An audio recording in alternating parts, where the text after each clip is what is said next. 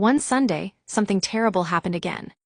My stepsister broke a water pot while fetching water. She was afraid of her mother's anger, so she pointed at me and lied.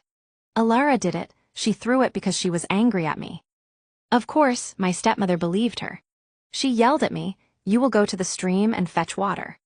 Fill every pot in this house, and no food for you until then." My heart sank. Everyone in the village knew it was forbidden to fetch water from the stream on a Sunday. The elders believed the water spirits cursed anyone who did. But I had no choice. With shaky hands, I picked up a pot and began the long walk through the forest.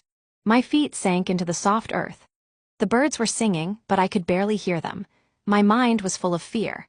I finally reached the stream, filled my pot, and turned to leave when I heard a weak voice. "My daughter, please, I'm very thirsty. Can you spare me some water?" I turned and saw an old woman sitting beside a small hut.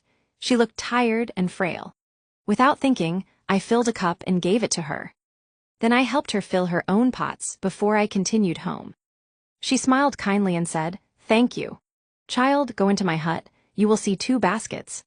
Pick one, but don't open it until you're home." I went into the hut and saw 2 baskets, one big and one small. I chose the small one and hurried home, wondering what was inside. As soon as I reached home, I opened it. A bright light shot out of the basket, then gold coins, shiny jewelry, colorful beads, and so many treasures poured out. I stood frozen, eyes wide with shock and joy. My stepmother and stepsisters ran in and gasped. I could see the greed in their eyes.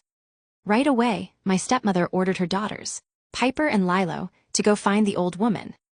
"Bring back a basket," she shouted. "Don't return without one." They ran to the stream and did exactly what I did, or so they thought. They saw the old woman, and she asked them the same thing. "My daughters, I'm thirsty. Can you spare me some water?" They handed her water quickly. Not because they cared, but because they wanted a reward. The woman smiled and said the same thing. "Go into my hut. Pick one basket. Don't open it until you're home."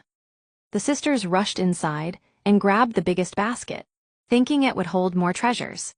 But when they opened it back at home, screams filled the air. A swarm of angry bees and biting ants flew out. The sisters ran in circles, covered in stings and red bumps. Crying and yelling, my stepmother could only watch in shock. From that day on, everything changed. With the treasures I received, I became one of the wealthiest women in the village. I left my stepmother's house and started a new life, but I never forgot where I came from. I used my wealth to help others, to feed the poor, and to lift up those who had no one to help them. As for my stepmother and stepsisters, they were left with nothing but shame and regret. Their greed brought them pain, while kindness gave me everything I had dreamed of. And that is how my life changed forever. Thank you for listening to my story. If it touched your heart, please like, comment, and share it with someone who needs a little hope today. And don't forget to follow for more stories just like mine.